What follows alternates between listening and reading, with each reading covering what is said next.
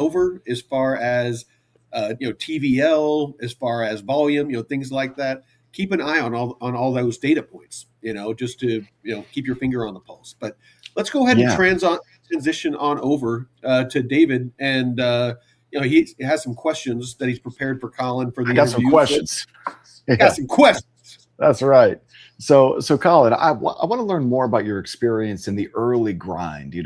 I want to learn more about your origin story at Avalanche, just a little bit. So, what was the biggest technical hurdle that the team faced in the early days of Ava Labs that the public might not know about? I'm kind of curious about the origin story stuff.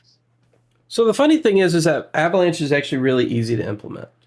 The protocol itself is not, as far as it's a very simple primitive. Unlike many things in this space, which are just Rube Goldberg machines, this is a very simple primitive. And so we had a primitive version of a test net running thousands of nodes globally distributed before I even joined, through research programs from Cornell. And those took a month or two to throw up, right? They weren't difficult. They had the resources. It was easy. Ted Yin wrote it. I don't think from a technical standpoint anything wasn't super solvable. The problem was building a platform. The problem was building something that people could ingest and use, and figuring out what people would use. I think one of the hardest things to develop in the entire platform was the X chain. And Stephen Butoff and I used to joke that the X chain is the best designed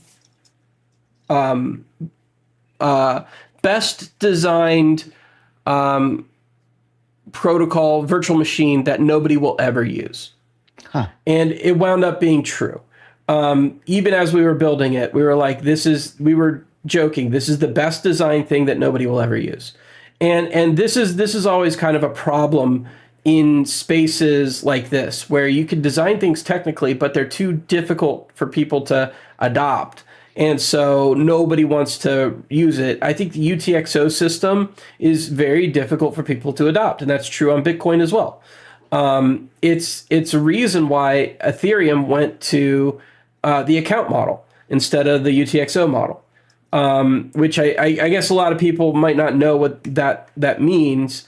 And I don't really want to explain account versus UTXO here, because it's a deep dive that I think would make people's brains melt. But probably. It's easy if you're curious to look up, crypto UTXO versus account model. And you can learn what these virtual machines are doing behind the scenes. The X chain is a UTXO model, which made it very difficult for people to adopt, but it is extraordinarily efficient. And it is the reason why we can make the claim that we support, on launch day. Now it's probably even better, but on launch day, 5,000 transactions per second.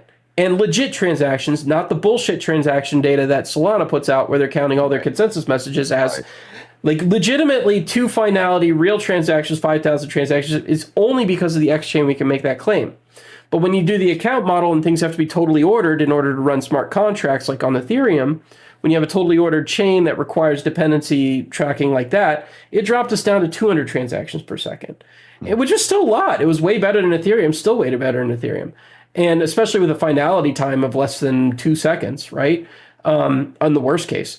So, this was the challenge, was building things that proved that Avalanche can do what we claimed it can do. Part of the reason is because UTXOs are difficult to manage. Dependency tracking on a partially ordered set, really difficult. And also we kept trying to adapt features like NFTs into the UTXO model. And it works. Right, but it's NFTs are significantly better on smart contracts, so a lot of these things that we wanted to make work on the X chain wound up being the thing that delayed the protocol probably the most. Everything else was straightforward. Now, after it was released, there was a bigger hurdle, and that hurdle was the need to develop Snowman consensus, which is a derivative of Avalanche consensus. And that was a big problem. So when Avalanche released, everything was fine. There was not a lot of conflicting transactions. There was nobody trying to attack the network. But what wound up happening is the more people started conflicting their transactions with each other, meaning that party A, party B, party C all had different proposals on what was true, different views on the network. The network took longer to come to consensus, right? And so it's easy in the most best cases, but when you added all these conflicts on a totally ordered chain, now this would have never happened on the X chain or any of Tedian's test cases, but on a totally ordered EVM chain, like the C chain has in Avalanche, the time to come to a decision just kept getting wider and wider. We started having like 30-second finality times all of a sudden. And so what they had to do is develop a new way of managing consensus with a semi-leadered protocol called Snowman consensus, which ran Avalanche as the base layer. And that actually solved all the problems. And that was actually a challenge that they faced after I left within the first year. But it was not, the hardest part was getting people to acknowledge and recognize and use and integrate and build things that they wanted to use. That was actually the problem. Yeah. And you know, it's a marketing issue. It's not just a marketing, it's an integration issue. Avalanche JS, if it had not been built in a way that I think people will be willing to use it, which is what I built, and I'm stroking my own, you know, but like the petting my own cat, the Avalanche, you know, it probably wouldn't have been easily adoptable for people. They needed Node.js backends. They needed that to also the same libraries to work in the browser. And if that wasn't there, I don't think people could integrate it into their systems or build the cool dApps that they built. So here, let me ask you a follow-up on that. So let's talk about the vision, you know, as you were building Avalanche versus the reality of today. So, you know, Avalanche was built to be the internet of finance, right? Looking at the ecosystem today, which part of that original vision has surprised you the most and how it's being used or not being used? Well, the vision for me has always been chains of chains of chains, but that never was everybody else's vision. I believe that things need to be horizontally scalable, not vertically scalable, in order for the world to adopt something. We've seen this pattern time and time and time again, and we keep talking about decentralization, but each chain is a centralization point. It is one database, right? The world needs multiple databases, and it needs the ability to manage the fine details of every single database that they have, especially for optimization. Like if you want to get max speed out of something, you need a VM which is built with intention, right? And siloing is another problem. Like all these databases are these chains are public transactional databases. Well, if I'm running a banking industry and I want to keep my transactions on-chain available, but I want to keep them off-chain privately, right? I need a way of integrating these chains into the larger network. And that's where the L1 thesis came in. We originally called it subnets. It was easier to rebrand, I guess, to L1s so that people could understand it, but subnetwork is what it is. Right? It was an accurate portrayal. We have this larger network, just like, you know, and it's a star network. And then there's these little subnetworks with sub-addressing, and they can create their own subnetworks. Now, the layer below that, they never implemented, I don't think. But the idea was to have this large P chain, platform chain, which basically behaves as a DNS for discovering other chains, right? And then people could build off any other chain they want. What doesn't surprise me is people are too lazy to do that. The value proposition isn't there yet. What does surprise me is they're not exploring it to the degree that I want them to. I'm glad they implemented warp messaging. I think that was an essential way of doing it. You need to have basically bridges between these chains. That was something I knew would come after we released the chain. So as far as I'm concerned, it's actually on track. I think as crypto grows, they're going to be hitting hard limits. I don't mean like soft, I mean hard freaking limits on what they can and cannot do on these chains. And eventually, once those hard limits are reached, these chains will become essentially useless, which is why just integrating Ethereum, for instance, as a layer one subchain under Avalanche makes a tremendous amount of sense. Implementing Solana as a layer one under Avalanche makes a tremendous amount of sense. Implementing Bitcoin as a layer one under Avalanche actually makes a tremendous amount of sense, because all Avalanche does is allow smooth transfer of knowledge, data, and value between these other chains. It's literally the purpose. So this is kind of like your EVM legacy, because you were heavily involved with Ethereum, right? The Avalanche Ethereum friendly fork. So that was a freaking that. It's funny you bring that. That was that marketing lasted like a month, maybe two.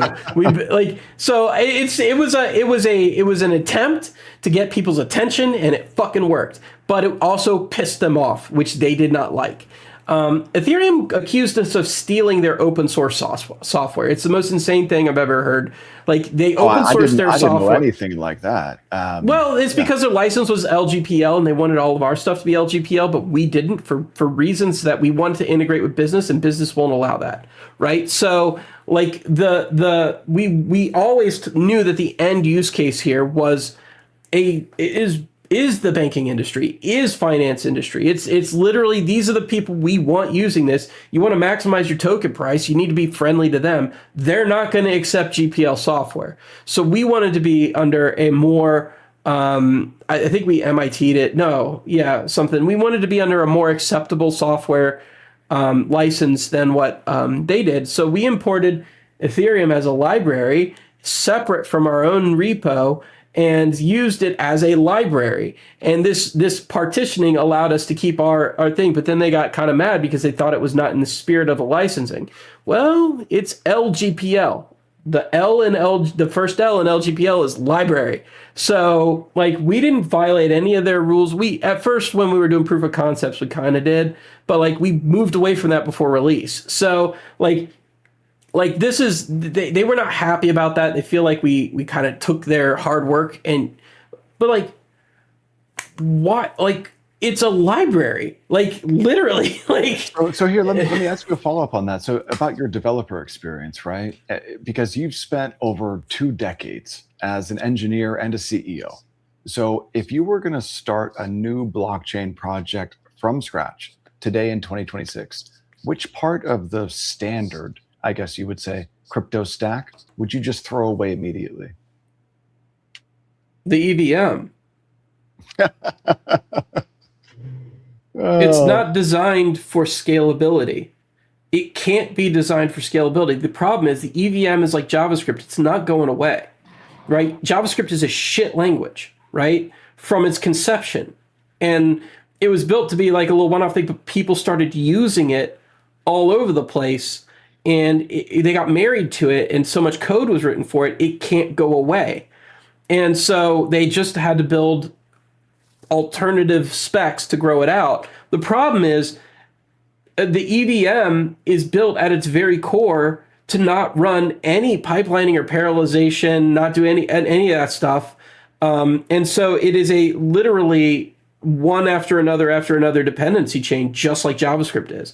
JavaScript is single-threaded. You can consider the EVM as being effectively single-threaded. And so it won't scale out. The virtual machine is the problem. And so, like, that's where the subnets come into play, right? So correct. Avalanche's subnets are a really big focus, right? So back when you were architecting the core, how much of this subnet explosion did you map out, or how much was it just an organic response to the limitations of, monolithic chains like EVM? It just made sense. It wasn't even a response. You don't go into things like this with like I have a vendetta. You go into it with like, how can I build the best thing humanly possible?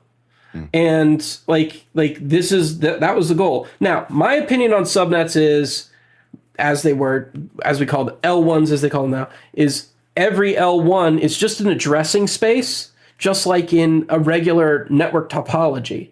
And that addressing space can have multiple databases underneath it, right? It could have little mini delegations there, and not every machine needs to have and so that to me was like the addressing space was the best way to handle it.